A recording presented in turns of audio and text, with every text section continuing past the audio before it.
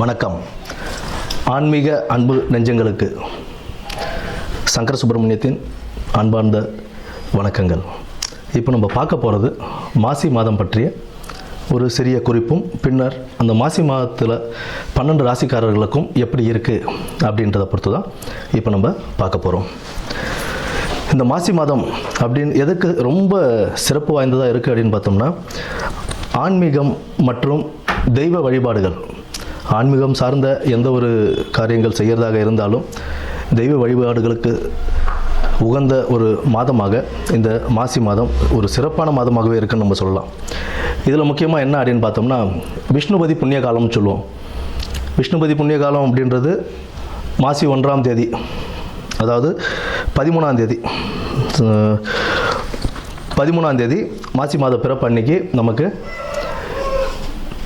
பின்னிரவு, அதாவது விடியற்காலை அந்த 1:30 மணின்னு சொல்லுவோம் இல்லைங்களா, 1:30 மணிலேருந்து காலை 10:30 மணிக்குள்ளே விஷ்ணு பகவானை நம்ம வழிபடுறதுனால அந்த நேரத்தில் நம்ம வழிபடும் போது நம்மளுடைய 7 ஜென்ம பாவங்களும் தீரும் அப்படின்றது ஒரு நம்பிக்கையாகவே இருக்குது. நமக்கு மேற்படி செல்வ வளமும் எல்லாமே நமக்கு கிடைக்கும் அப்படின்ற ஒரு இதுவும் உண்டு. விஷ்ணு பகவானை துளசி மாலை அணிவித்து நம்ம வழிபட்டுக்கிட்டு வந்தோம். பெருமாள் விஷ்ணு துளசி மாலை அணிவித்து அந்த விடியற்காலை 1:30 மணியிலிருந்து 10:30 மணிக்குள், காலைல 10:30 மணிக்குள்ளே நம்ம வணங்கிட்டு வரும்போது நமக்கு உண்டான செல்வ வளமும் கிடைக்கும் அப்படின்றது சொல்கிறாங்க. குடும்பத்தில் ஒரு மகிழ்ச்சியும் நிலவும், இருக்கிற பிரச்சனைகள்லாம் படிப்படியாக குறைய ஆரம்பிக்கும். அதாவது இத்தனை வருடத்தில் நீங்கள் ஏகாதசி விரதம் இருந்திருப்பீங்க அப்படின்னா, அந்நிய தினத்துக்கு விஷ்ணுபதி புண்ணியகாலம் அப்படின்ற அந்த தினத்தில் நம்ம விஷ்ணுவை வழிபடும் போது எத்தனை ஏகாதசி, பல ஏகாதசிகள் விரதம் இருந்ததுடைய பலன் நமக்கு கிடைக்கும் அப்படின்றதும் சொல்கிறாங்க. அடுத்தது பார்த்தோம்னா, இந்த மாசி மாதத்திலேயே சிவராத்திரி, மகா சிவராத்திரின்னு சொல்லுவோம். மாசி மாதத்தில் வரக்கூடிய சிவராத்திரியை, அந்த சிவராத்திரி சிவபெருமானுக்கு உகந்த ஒரு தினமாக நம்ம அதை கொண்டாடிக்கிட்டு இருக்கோம், மகா சிவராத்திரியை. அடுத்து மாசி மகம், அம்பிகை ஜனிச்ச நாளாக அந்த மாசி மகத்தை நம்ம வணங்கிக்கிட்டு வரோம். அம்பிகைக்கு ரொம்ப உகந்த நாள் அந்த நாளில் தான் நமக்கு இந்த நீராட்டெல்லாம் செய்வாங்க.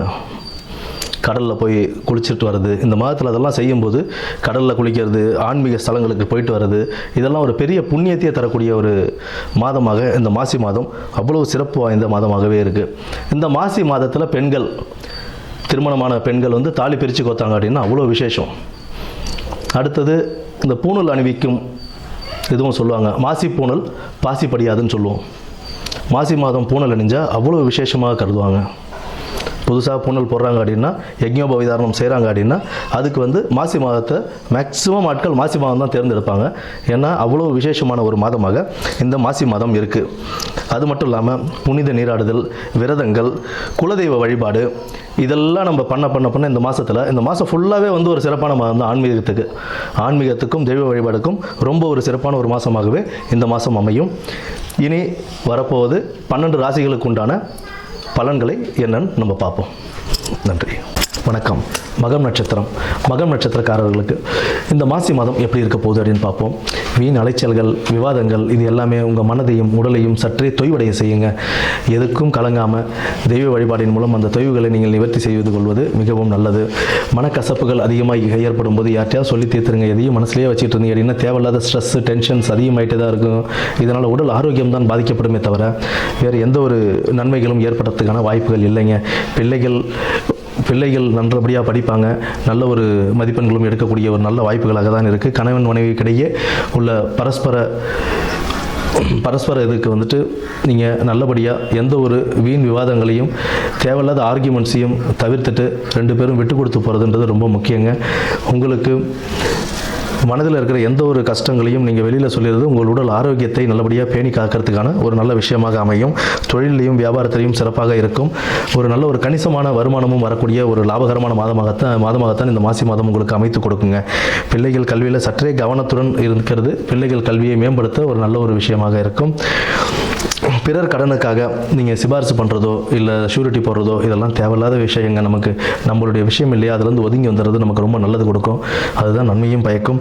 அம்மன் வழிபாடு மிகவும் சிறப்பு தரும். இந்த மாசி மாதம் உங்களுக்கு ஒரு நல்ல மாதமாகவும் அமைத்து கொடுக்கும். நன்றி, வணக்கம்.